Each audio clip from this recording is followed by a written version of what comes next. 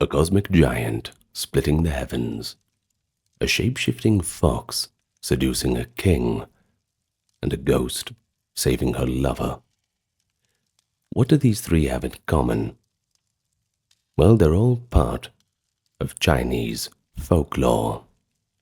Stretching across thousands of years, the folklore of China is a vast treasure trove of myth, legends, and old beliefs that have shaped the cultural imagination.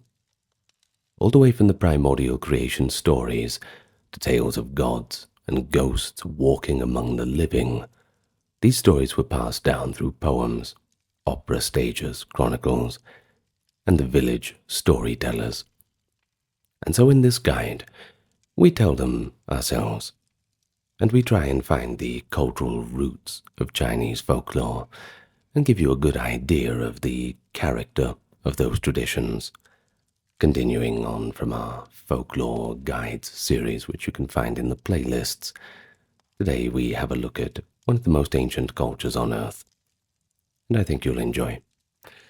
Now, first of all, if you are new to the channel, allow me to welcome you, and I invite you to hit the subscribe button if you've not done so yet. Also, strap yourself in and enjoy this whole video in its entirety without having to worry about ads interrupting you, because there are not any ads in any of the videos on this channel, and that is because we are sustained by the kind support from those on Patreon, YouTube memberships, those who check out the merch store, and those who leave the occasional donation on Super Thanks through YouTube or the PayPal link. All links that I've just mentioned can be found in the pinned comment and the video and channel description. Now, with all that being said, introductions and welcomes out of the way, let us begin with our video for today, our guide to the folklore of China. And as in most of these videos, the trend is that we begin at the beginning. What a novel idea. And Chinese folklore opens its gates with very grand cosmological myths that answer how the world itself began, and then moves on to how civilization arose from it. One famous creation myth is that of Pangu, the giant who formed the world. According to tradition first recorded by the scholar Xu Zheng in the 3rd century CE, Pangu emerged from the chaos and separated the sky from the earth, his body ultimately transforming into the features of what we now see as the world. And while this story likely circulated from earlier oral forms, Xu Zheng's account is the earliest known written version, showing that by the Three Kingdoms period, people were already codifying ancient creation lore. Other early myths focus on divine beings like Yuan, the serpent-tailed goddess.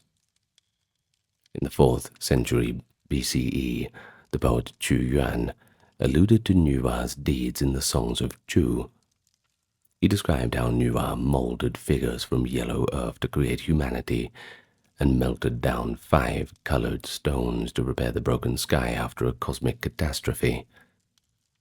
It's verses like this, over 2,300 years old, that reveal key folklore themes. Humans fashioned from earth, heavens literally held up by a deity of some sort. They were already well and truly part of the cultural memory by the Warring States era. But alongside the creation myths, early Chinese folklore celebrates culture heroes and sage kings who taught humanity arts and ethics. The tradition of the 3 sovereigns and 5 emperors exemplifies this blend of myth and proto-history. Figures like Fu Xi, said to have invented fishing and writing, Shen Nong, the divine farmer who taught agriculture and herbal medicine, and of course the Yellow Emperor Huang Di, the patriarch of civilization. They all straddled the line between deity and mortal ruler. It's a little bit blurry, perhaps moving into the terms of demigod. Well, by the Han Dynasty times, scholars like Sima Qian treated these ancient sages as semi-historical ancestors of what had become Chinese civilization, and indeed well and truly a sophisticated civilization by the Han Dynasty. So Sima Qian recorded their exploits in works like the Records of the Grand Historian, the quintessential ancient history source for China. Though shrouded in legend, these early protagonists gave a few moral lessons. For instance, Fuxi and Yuan were portrayed as sibling marriage partners who brought order after a great flood, embodying the theme of restoring that cosmic balance. One of the oldest surviving repositories of Chinese myth is the classic of mountains and seas, that is the Shanhai Jing. This particular text, compiled in its present form by the early Han Dynasty, though parts may date back to the 4th century BCE, is not a narrative epic but a compendium of mythic geography, strange creatures, and local gods. Now reading through it is like leafing through a mythical gazetteer. It lists over 550 mountains, 300 rivers, and each one of them hosts a fantastical being and a myriad of different spirits to accompany them. Within its pages we meet many figures of later folklore, from the Queen Mother of the West, that is Xi Wang Mu, a powerful goddess who presides over the Western paradise, to the nine-tailed fox, an auspicious yet eerie creature associated with omens, whether they be bad or good ones. I suppose it depends on the manner of the fox's arrival. Short marvel tales are scattered throughout too. For example, in the Shanhai Jing, that is the one of the mountains and waters, it includes an account of Yu the Great, that is Da Yu in Chinese, laboring to control a world-devastating flood, a mythic version of the Great Flood story that would later be treated as the founding of China's first dynasty, that being the Xia dynasty. Well, these ancient mythic texts served as a spring for Chinese folklore, a foundation to build upon, preserving archaic stories that later ages could reinterpret and retell according to their times and circumstances. But of course, not all early folklore was written down. Much of it lived on in oral tradition until later recorded. We do know, for instance, that by the Zhou dynasty, that is 1046 to 256 BCE, people told of a heavenly archer who shot down extra suns to save the world, the legend of Hou Yi and of Chang'e, that being the moon goddess who flew to the heavens after imbibing the elixir of immortality. These tales surface in early texts, like the Song of Chu and the Huainanzi, hinting that the extensive oral repertoire had already been very well established. Even the stars inspired their own folk tales. The delicate romance of the cowherd and the weaver girl, that is Niu Lang and Junyu, lovers separated by the Milky Way, allowed to meet once per year. It's been celebrated in the Qixi festival since at least the Han era. In such myths, we see the Chinese penchant for weaving cosmic phenomena, constellations, floods, the moon into human narratives. And by the dawn of the Imperial Age, that is the 3rd century BCE, the Chinese had thus developed a rich mythological cosmology, involving creator giants, divine siblings, animal spirits, heroic sagas. They really had it all. Now these would form the mythic bedrock upon which the later folklore would be built. And of course we arrive to the unification of China under the Qin dynasty, that is 221 BCE. Didn't last too long. We had the Han coming up just a few years later in 206, and that lasted a bit longer, all the way to 220 CE. But those dynasties brought new layers to folklore, a blend of the old myths with the evolving popular beliefs. Now the Han dynasty in particular was the relative stability and state support of scholarship, rather than the Qin. Well, if you know about Qin Shi Huangdi gathering up all the scholars and burning them alive, it's not very supportive. In any case, the Han Dynasty was a bit more supportive. It became a crucible where folklore, philosophy, and state ritual mixed. Han era texts preserve legends of how emperors interacted with the immortal realms, reflecting both genuine belief and political theater. There is a famous anecdote telling of Han Wu Di, that is the Emperor Wu, 141 to 87 BCE, an ambitious ruler, fascinated with immortality, and he supposedly encountered the Queen Mother of the West. As one Daoist romance tells, Xi Wang Mo, that is the Queen Mother of the West, visited Emperor Wu and gifted him a peach of immortality to taste. The emperor was said to be so anxious to grow from this magical fruit that he asked the plant to plant the peach pit. But the goddess actually just laughed at him and explained that the tree would only bloom once in 3 millennia on a faraway sacred soil. Such tales, while fanciful, were recorded in Han chronicles and later lore showing how mythology was used to legitimize emperors, and to satisfy as well a bit of popular curiosity about the unseen world. Of course, a prevailing theme in quite a lot of folklore around the world. But at the grassroots level, the Han period saw the flourishing of household and local gods, and they would remain central to Chinese folk religion.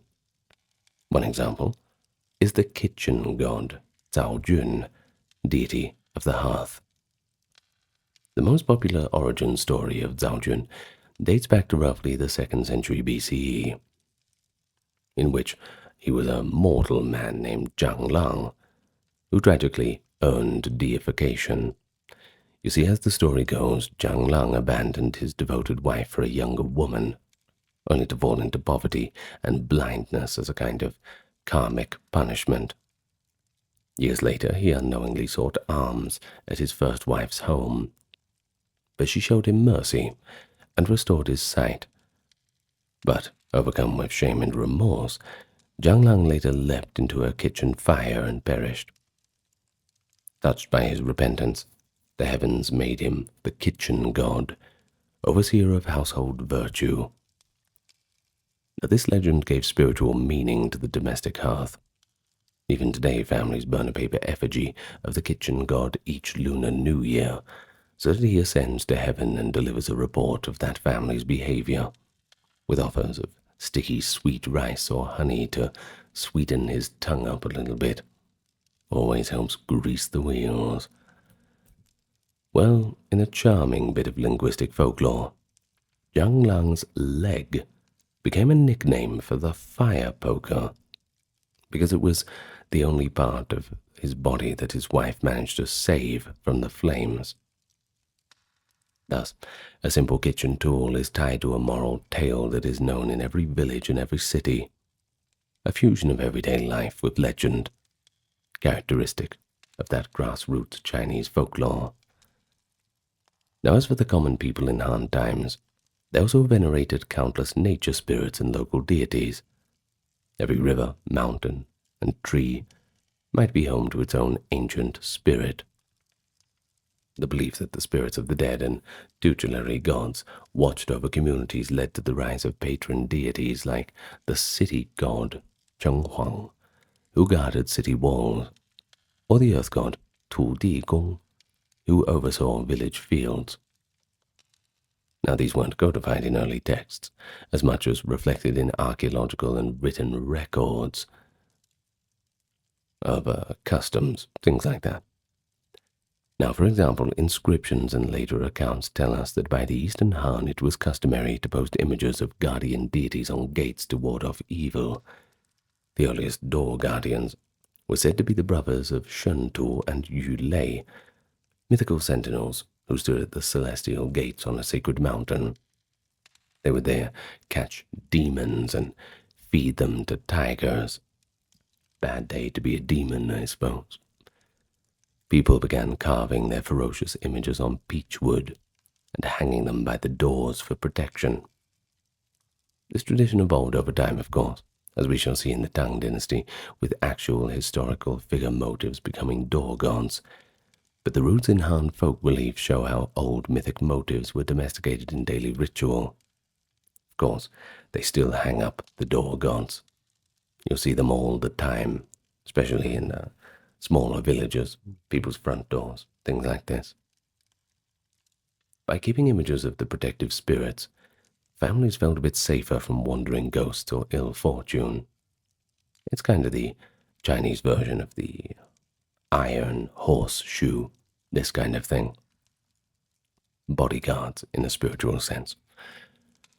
Well, the Han era also produced its share of human heroes and legends as well.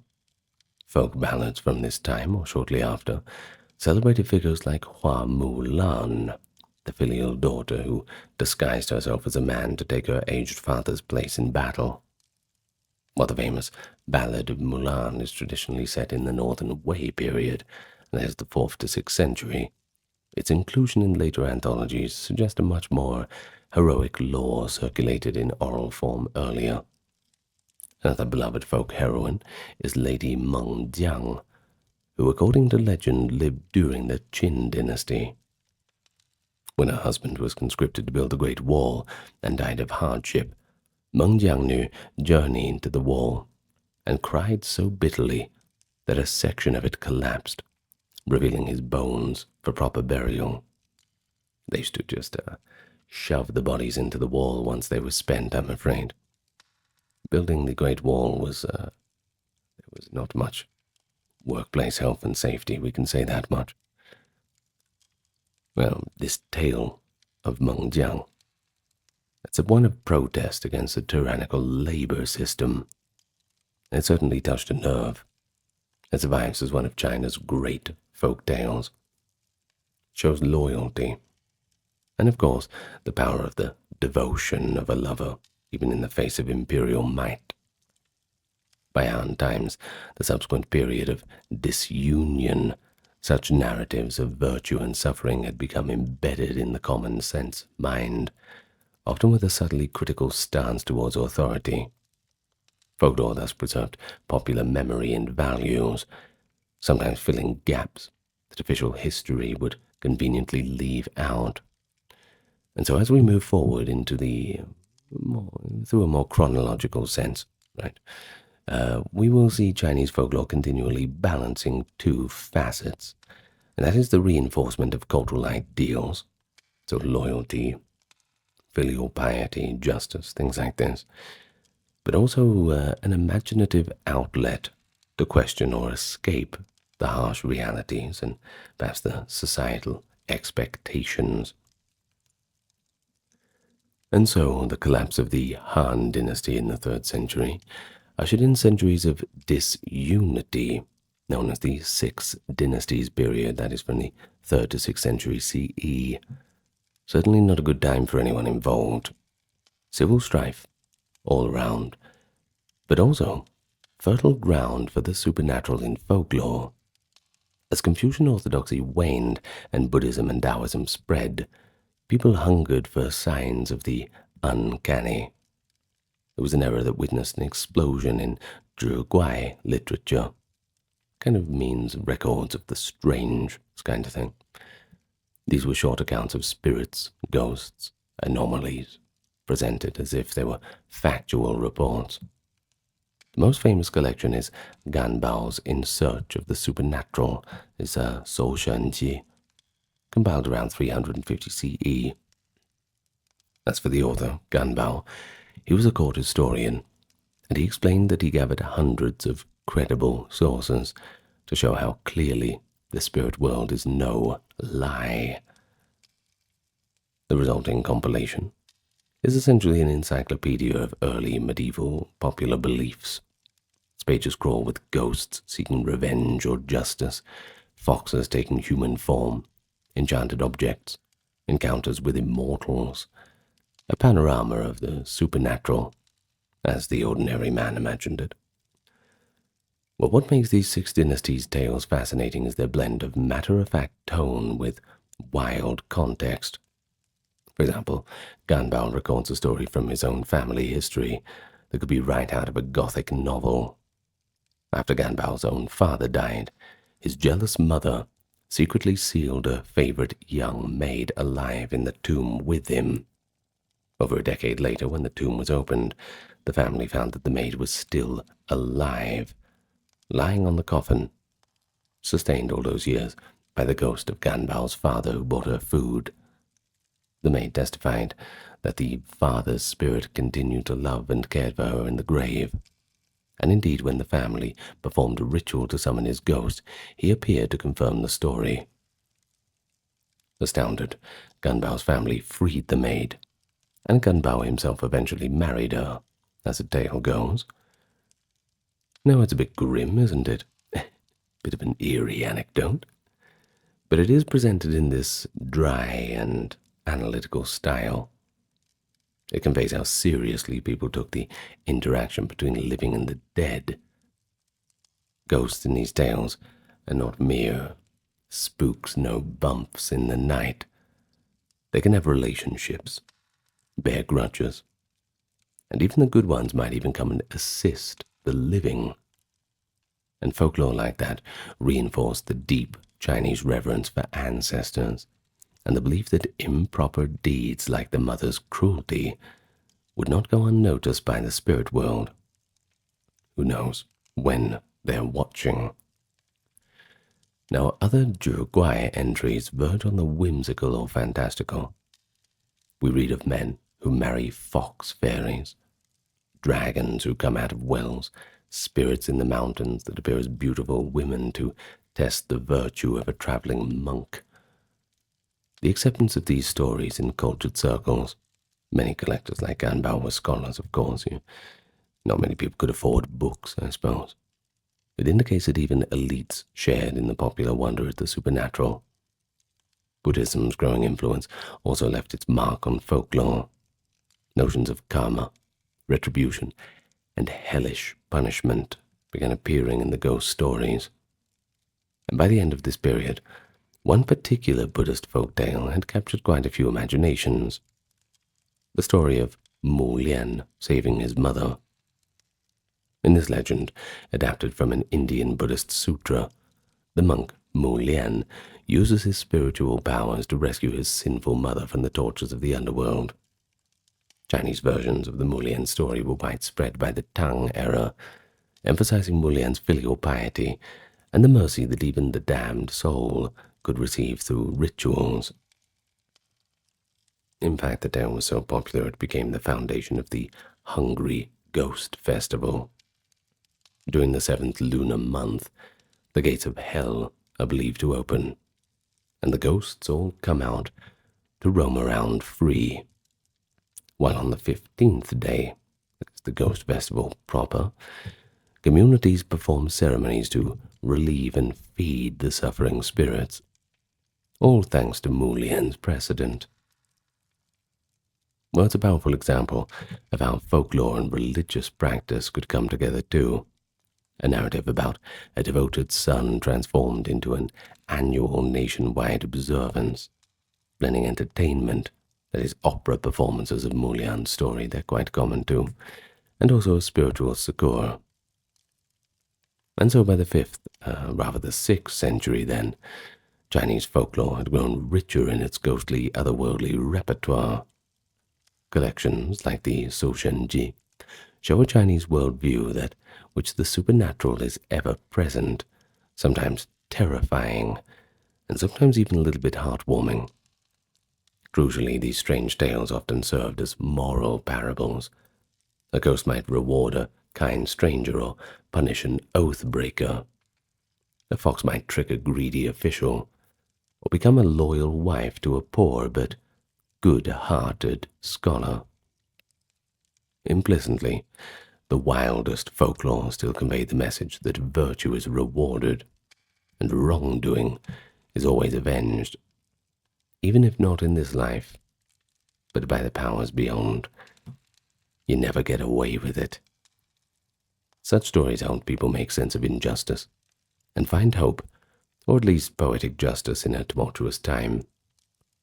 And so as China moved on to a more cosmopolitan Tang dynasty, these folk motifs did not disappear. They instead fed into more sophisticated literary forms, and that created some of the most enduring legends. Now, the Tang Dynasty, if you know anything about Chinese history, you'll know it's often regarded as the Golden Age. Now, that's culture, economy. Folklore was no exception. It lasted from 618 to 907 CE, and during this time Tang authors delighted in writing short stories called chuanqi that often drew on folklore and myth, polishing them into elegant literary diamonds. Now, these tales were precursors to later fiction and covered a broad range.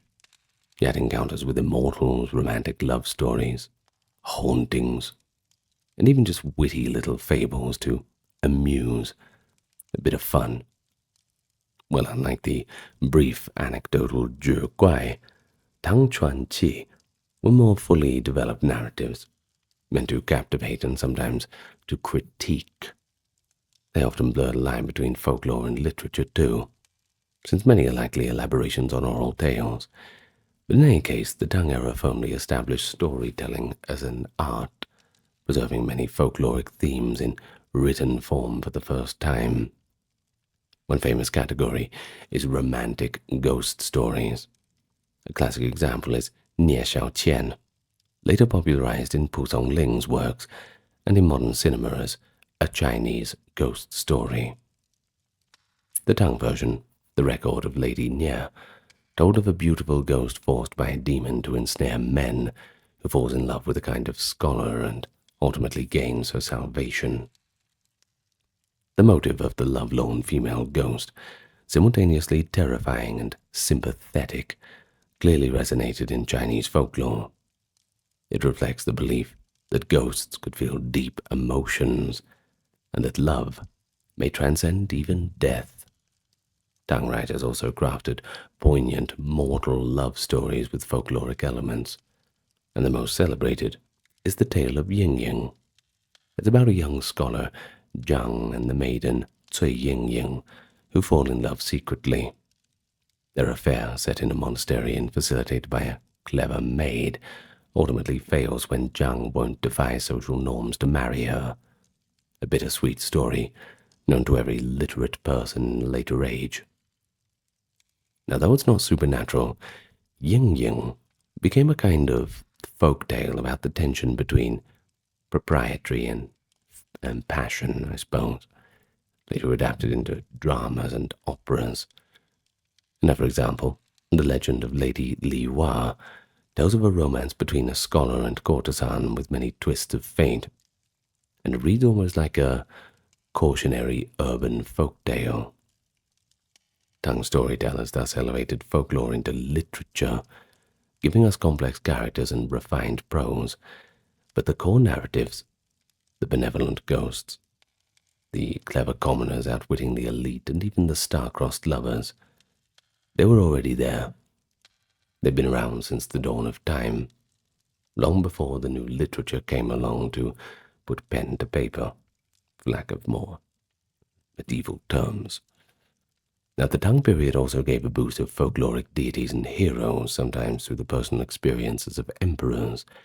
A compelling case is that of Zhong Kui, the demon queller.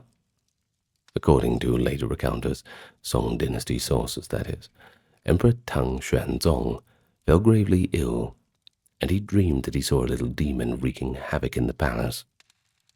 In the dream, a large, fearsome ghost in an official's cap seized the demon, ate it, and introduced himself as Zhong Kui, sworn to rid the empire of evil.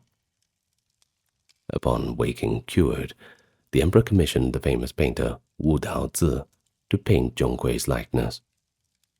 This image of this wild-eyed, bearded ghost hunter has become enormously popular. Households began hanging pictures of Zhong Kui on New Year's to scare away malignant spirits. In effect, a new folklore figure was born, or at least popularized, from an emperor's nightmare. Zhong Kui joined the ranks of beloved folk guardians, alongside the aforementioned door gods. And speaking of the door gods, it was in the Tang time that the tradition of posting the martial heroes on doors truly crystallized. The legend goes like this, that Emperor Taizong of the 7th century was haunted by a ghost all night. So, 2 of his generals, Qin Shubao and Yuchi Jingde, stood guard in full armor by his bedroom door and successfully kept the spectre away. Well, not wanting to trouble them every night, Taizong had their portraits hung on the palace gates instead. The common people quickly imitated this, and to this very day, especially during the Lunar New Year, Chinese families put up images of these 2 mighty Tang generals as door gods for protection. And here we see an evolution. Earlier folk talismans of anonymous spirits, Shentu and Yulei, gave way to human cultural heroes elevated to divine protectorate status. Tang folklore is full of such human-divine crossover, the boundary between history and myth blurring. Brave generals, wise ministers, and even famous poets like Li Bai, who became a drunken immortal in later legend. They could all become characters in folk tales and objects of popular veneration. Well, the cosmopolitan Tang era also allowed a few foreign myths and native folklore to come together and intermingle in this strange sort of union. Buddhism was firmly established, and it contributed to new storylines like the aforementioned Mo Lian, and also inspired the great journey myth that would later blossom into a novel, The Pilgrimage of the Monk Xuanzang to India. By the late Tang, semi-legendary tales of Xuanzang traveling with the help of a magical monkey and other disciples were circulating around, combining Buddhist piety with comic folklore. And these were indeed the seeds of Journey to the West. Meanwhile, folklore entertainments grew popular in cities.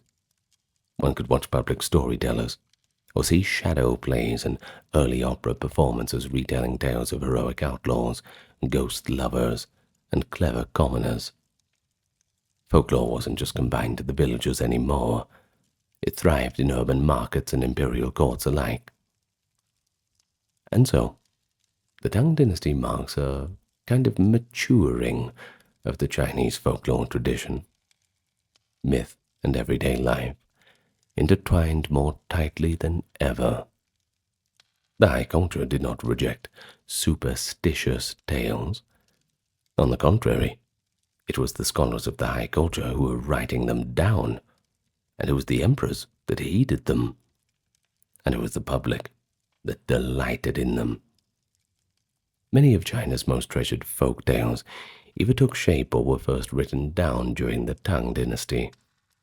Stories of undying love, whether it be human or otherwise, of loyal friends and fearsome phantoms, of divine guardians, mischievous imps. As the Tang gave way to the Song, this wealth of folklore would be systematically preserved and expanded, and that ensured its survival all the way up to our present day. Well, we move on now to the Song dynasty. That is from 960 to 1279. It followed the Tang and was an era of scholarly compilation and popular performance, both of which, of course, benefited Chinese folklore enormously. So early in the Song, the imperial court undertook a huge project to compile past literature, resulting in works known as the 4 Great Books of Song. Among them was Taiping Guangji, that is the extensive records of the Taiping era, and that was completed in 978 CE. A huge anthology, by the way, 500 volumes containing over 7,000 stories from earlier times, essentially the ultimate treasury of pre-Song folklore. It was compiled by Li Fang and others under imperial decree. It preserved countless anecdotes of deities, ghosts, and marvels that might have otherwise been lost to time. The Taiping Guangji draws from dozens of earlier books that are many now lost, and covers an enormous range: ancient myths, bizarre tales from the Han and Tang, fairy romances, demon encounters, and of course historical legends. A true fantastical encyclopedia. In fact, its very existence shows to how highly folklore was valued as part of cultural heritage even back then. The song scholars approached these stories with a mix of reverence and curiosity, treating them as literature worth curating, and it is thanks to such efforts that literate people of later ages had ready access to the vast legacy of Chinese folk narratives, which in turn inspired new creations. But on the popular front, the Song and subsequent Yuan dynasty, which lasted from 1279 to 1378, saw the rise of storytelling arts and opera that brought folklore to the masses in the vernacular language. Professional storytellers in cities would recount episodic tales drawn from history and legend alike. Many of these would eventually crystallize into written form, of course. For example, the tale of Hua Mulan was likely kept alive in oral performances before being recorded in anthologies. The legend of the butterfly lovers, that is, Liang Shanbo and Zhu Yingtai, a tragic love story of two students who in some versions are reborn as a pair of butterflies, became a beloved theme in the Song Yuan theater. In fact, the earliest written record of the butterfly lovers dates to the Tang or early Song, and by the Yuan period, it was a popular opera subject. Now, this story is often dubbed China's Romeo and Juliet. It carries the folktale motives of cross-dressing. Zhu Yingtai disguises herself as a male scholar, deep friendship blossoming into love, and finally, supernatural transformation. The grief-stricken lovers unite in death as butterflies. Its continued retelling in local operas and songs ensured that even those who couldn't read knew the tale quite well by heart. Similarly, Lady Mengjiang's Sorrow at the Great Wall and Niulang and Junu's Celestial Romance, and Whitesnake's Forbidden Love, more on that shortly, were all performed and embellished through song and Yuan performing arts. Now, of course, one popular folktale stands out in this era, and that is the legend of the White Snake. This is the story of Madame, Bai Su Zhen, a powerful snake spirit who takes human form as a woman and falls in love with a mortal man, Xu Xian. Despite genuinely loving him and doing good deeds, Bai Su Zhen is pursued by a stern Buddhist monk, Fa Hai, who insists that such a union is blasphemous, and eventually imprisons her under a pagoda. Early variations of the story existed by the Song times, but it was in the Ming dynasty that the full narrative became widely published. Nevertheless, the Song Yuan period is when Whitesnake's tale firmly entered folk opera and storytelling. Audiences were captivated by a blend of romance, tragedy, and a moral quandary. And that is, should a soulful demon be afforded love and redemption? The popularity of the Whitesnake legend is counted among China's 4 great folk tales, and it shows a nuanced compassion. Even a spirit traditionally seen as ominous at being a snake could be reimagined as a sympathetic heroine by folk imagination. It was perhaps about 5 years ago that I went and saw the film Whitesnake. I saw it when I was in Guangzhou, and it was fantastic, so do go and look that up. Anyway, another development in Song Yuan folklore was the elevation of the historical outlaw heroes into popular culture. The chaotic times at the end of the Northern Song gave rise to stories of bandit heroes who rebelled against the corrupt officials. Most famously, the 108 heroes of Mount Liang, immortalized later in the novel Water Margin, that is Shui Hu Zhuan, but we don't really translate it too often like that. We call it the Warriors of the Marsh. Now, these were tales based on the real 12th century bandits, but over time the balladeers and playwrights turned them into folklore symbols of righteous defiance. Characters like Song Jiang, Wu Song, and Lin Chong, each with distinctive personalities and often semi-mythic feats, slaying tigers barehanded, etc., were beloved by commoners. They were kind of a counter-narrative to the official history, and by the Yuan dynasties, operas about these marsh rebels were performed, further entrenching them in folklore. And this was interesting because it was a society where people often felt oppressed by heavy taxes and war, and these heroes that were kind of at the margins of society, they represented justice outside the law, where the powerless find a champion in outlaws endowed with almost superhuman loyalty and strength. So, the song in the Yuan era was certainly crucial in preserving past folklore, but also generating new variants. Imperial anthologies like the Taiping Guanqi served ancient myths and ghost stories for posterity, while folk performances ensured that legends continue to evolve in the popular consciousness. It's a two-way street. Scholars drew from street storytellers for content, and storytellers in turn adopted literate versions of tales. It blends and refines continuously. In any case, by the end of the Yuan dynasty, virtually all the core narratives of Chinese folklore that we know today were in circulation, whether in scrolls, on stage, or just in the minds of villagers. The stage was set for the next chapter.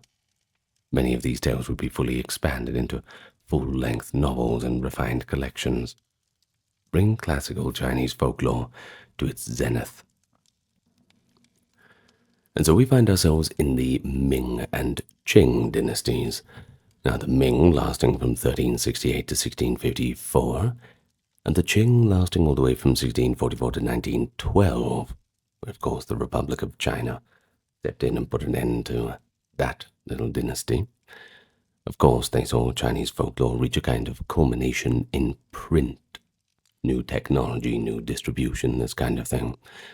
So during these centuries, several monumental literary works drew heavily on folk traditions, while scholars and enthusiasts compiled collections of stories that preserved the flavor of the oral lore.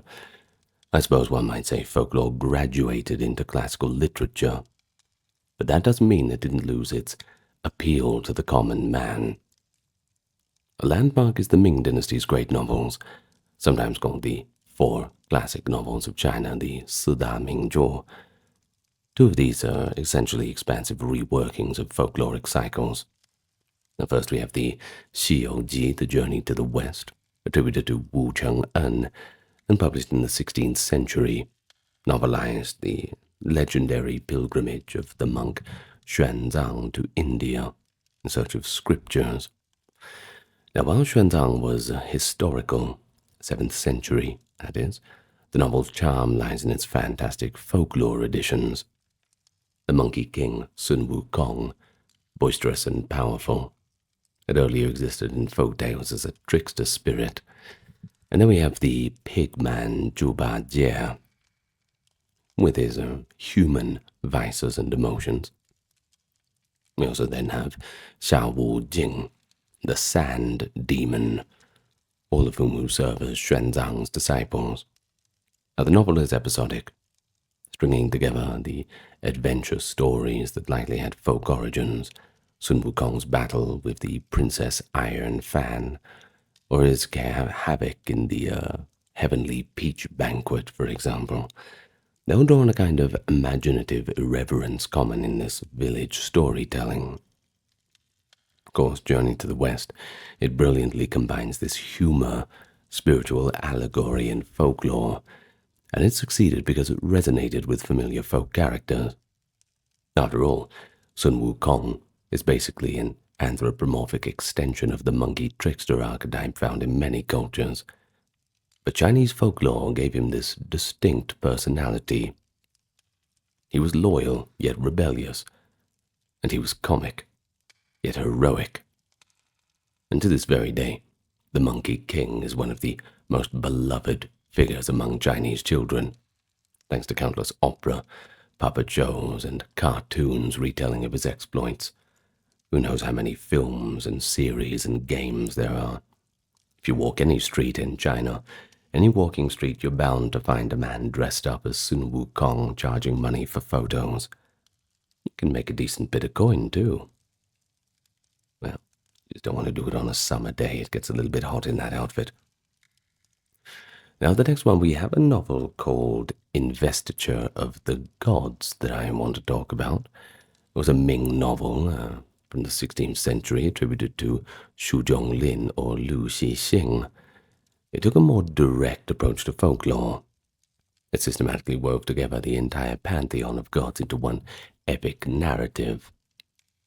The story goes like this. It was set in the era of the collapse of the Shang dynasty and rise of the Zhou, so we're talking back at the end of the Bronze Age, 11th century BCE. It blends a bit of historical legend with myth. The novel provides origin stories for many gods worshipped in folk religion. For instance, it portrays how Nerja, a naughty little child deity, in folklore sacrifices himself and is reborn to fight for the righteous side, or how the thunder god or Dharma protectors earn their divine titles through feats in this cosmic war. It even incorporates the tale mentioned earlier of the fox spirit Daji, corrupting the evil last Shang king, that is, King Zhou. In the novel, Daji is sent by the goddess Nuwa to seduce the king, and ultimately fell for the bait, leading to the entire fall of the dynasty. This mirrors a long-standing folk explanation that the Shang fell because of a malevolent fox demon bewitching the king. A moralizing fable that shows about how debauchery and impiety can doom a ruler. Investiture of the Gods basically collected loose threads of folklore about individual deities and tied them into a single saga, thereby sanctifying folk religion with a narrative framework. It reads like a mythological crossover event. Imagine all the separate local tales of village gods being compiled into one grand story where they interact. Through this novel, and the operas based on it, it's a semi-canonical roster of folk gods that got popularized, influencing how Chinese people understood their divine protectors. Characters like Nerja, who's still extremely popular after 2 movies in the past 5 years. I think the first one came out just before, around 2019, I think. So characters like Nerja, the 3-eyed god Erlang, and the yellow flying tiger became standard figures in temple iconography, and also festival lore, after being vivid characters in this Fengshen Yanyi, this investiture of the gods. But that wasn't all. Ming China also produced many vernacular story collections that captured folklore in a more raw form. Writer/compilers like Feng Menglong published anthologies of short stories, i.e. the famous 3 Words collections in 1620s, drawn largely from oral tales and popular anecdotes. Feng Menglong deliberately included colloquial language and proverbs, preserving the voice of common storytellers. His collections feature a broad social range, from funny little fables to ghost stories to even crime dramas and romantic yarns. Essentially a written snapshot of late Ming folklore and medieval and everyday life, rather. Well, one of Feng's stories, for example, gives a version of the White Snake legend, which is titled Madam White Snake Forever Suppressed Under the Thunder Peak Tower. Spoiler alert in the name, I suppose. Of course, that helped canonize that tale in literary form. By the 17th century,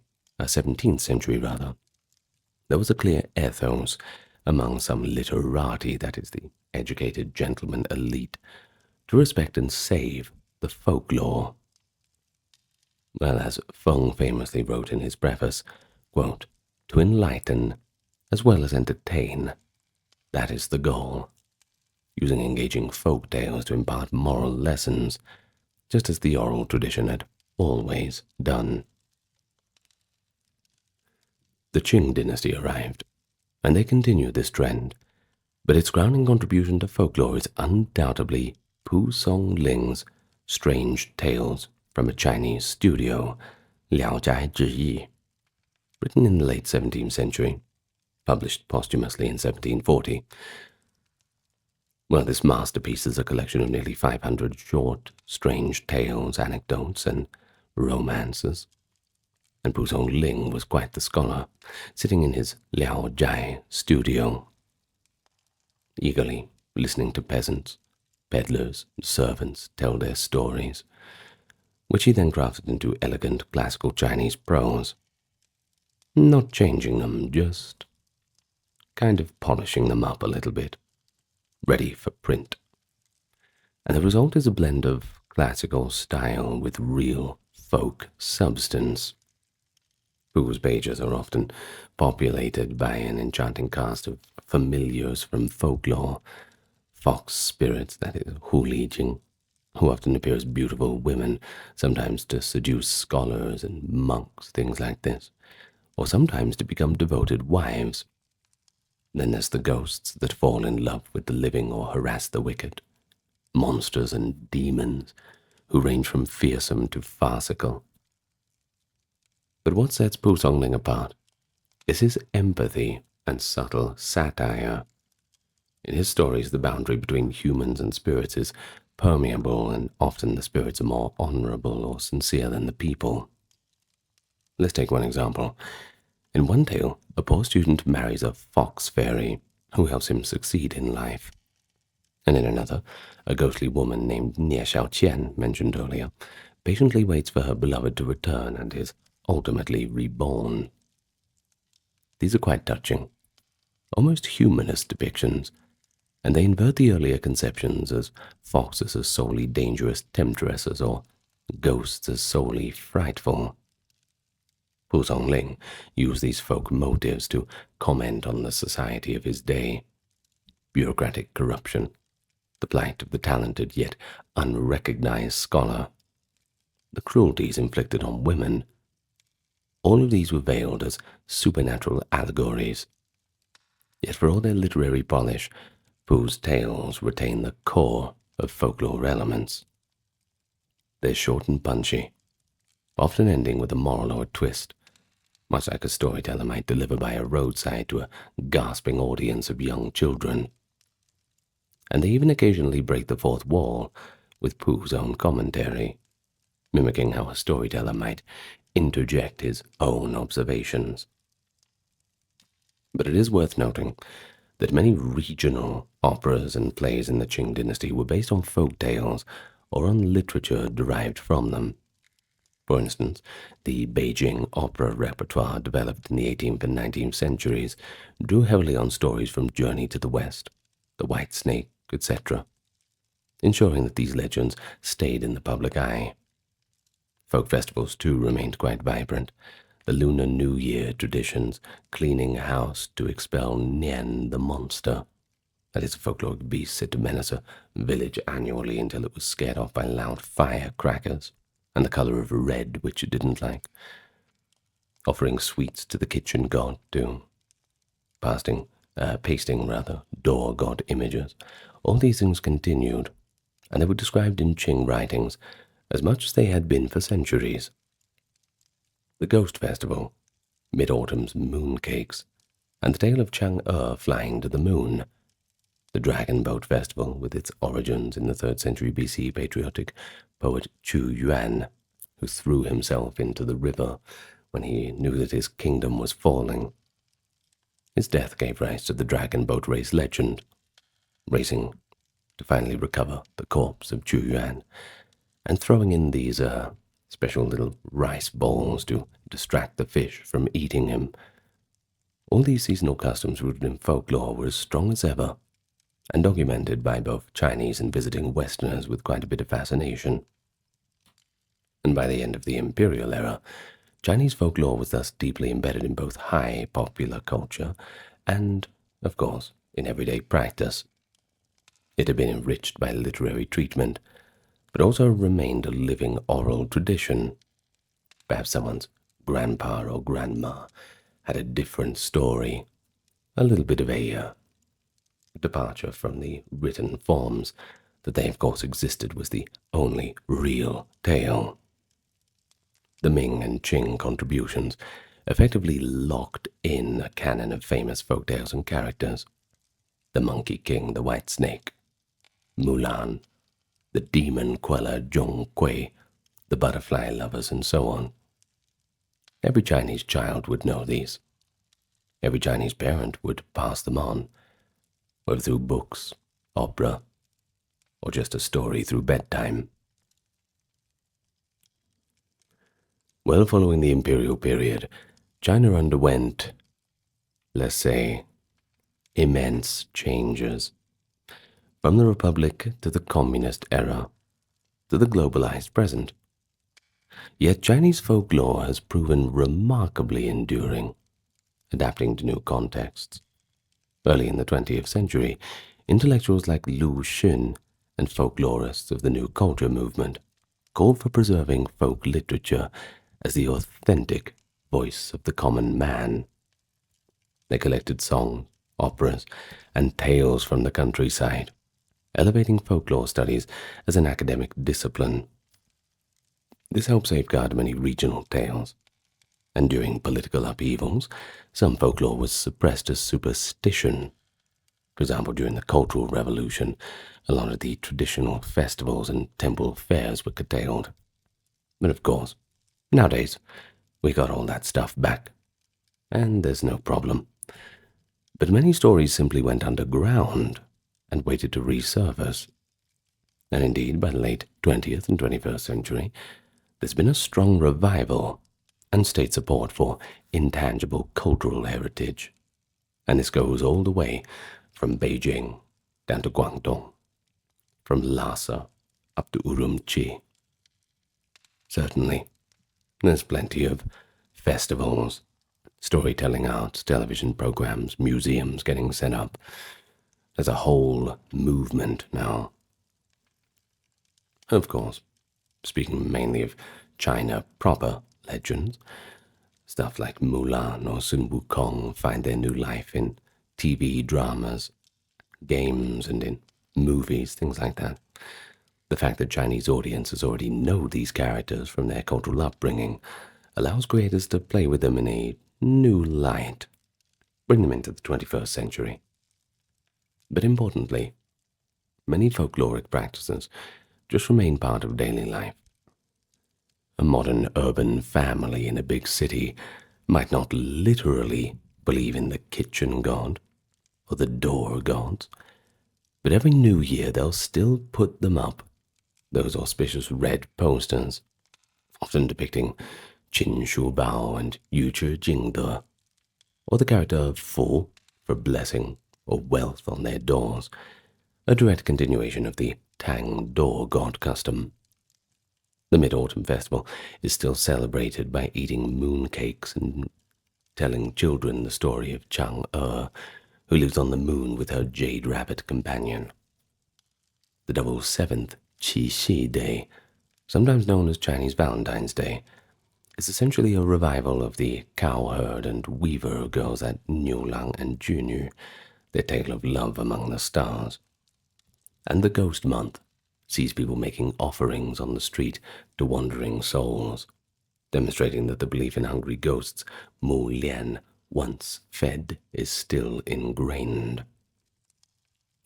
But if we look at it from a strictly academic perspective, Chinese folklore certainly is an interesting window into the values and psyche of the Chinese people across time. We see in these tales a profound emphasis on morality, family, and justice. Filial piety shines in Mulan's devotion. Loyalty and righteousness shine in the stories of Guan Yu, a deified hero from the Three Kingdoms lore. Or perhaps Bao Gong, the blue-faced Judge Bao, a historical song judge who became a folk justice figure in opera. We also see a love of a paradox and humor. The foolish encounter wise fools. Bureaucrats are lampooned by tricking beggars. And even the Jade Emperor of Heaven is not beyond a practical joke, as Sun Wukong famously scribbles graffiti all over his palace. Chinese folklore is rich with the idea that the weak can win. Whether it's a poor but kind scholar marrying a fairy, or a little monk outsmarting hulking demons through wits alone. And this speaks to a culture that, for all its respect for authority, quietly cherished the subversive wit and the triumph of the underdog. So in a broader sense, Chinese folklore has been a binding glue for a huge civilization. It provided shared references and communal experiences in a land of myriad dialects and ethnic groups. And while our focus has been on Han Chinese lore, many tales were adopted and adapted by minority cultures and vice versa, a dynamic mosaic of storytelling. Even in modern diaspora communities, these stories and festivals carry their own cultural identity. Think of Chinese New Year parades with a man dressed as Zhonghui, or the dragon dance symbolizing an auspicious creature from myth. It's all still there, after thousands of years. And dare I say, it still will be thousands of years later. And just like that, we reach the end of another folklore guide. I hope you enjoyed it. Of course, we got plenty other more countries and cultures to do. Maybe you're watching from somewhere and you want me to do a folklore guide on your country. I don't know, tell me in the comments if you're not asleep already. Anyway, I'm going to thank the top-tier patrons and supporters. You got Kimberly, Christine, Sally, Ember, Susan, Cameron, Carrie, Charlene, Lynn, Therese, Katiana, Nicholas, Ulfred, Near, Alexander, Charles, Christine, Dr. Neuronerd, Erin, Jaden, Jim, Jeffrey, Jessica, Madeline, Melissa, Orthodox Review, Scott, Shell, Wendy, Josie, Sarah, Ryan, Thor, Cameron, Stephen, Kevin, HMSHH, Crystal, Talbury, Anthony, Lucy, Brandon, Gugu Bubonic, Nicholas, Craig, Neftis, Alexander, Gokhan, Dorsey, Benita, Claire, Cordsey, Carol, Robert, Mary, Bridget, Nefertari, Yvette, Miss Mochi, 11, Allison, Free American, Jennifer, Brittany, David, Cody, Brian, Are You My Mum, Rhonda, Carrie, Catty P, Lovely, Boma, Kevin, and Marissa. Thank you very much. All right, so that's it from me tonight. Hope you enjoyed it all. And lots of love to you all, as always. Thank you for listening. Tell your friends, and I will see you in the next video. Farewell for now.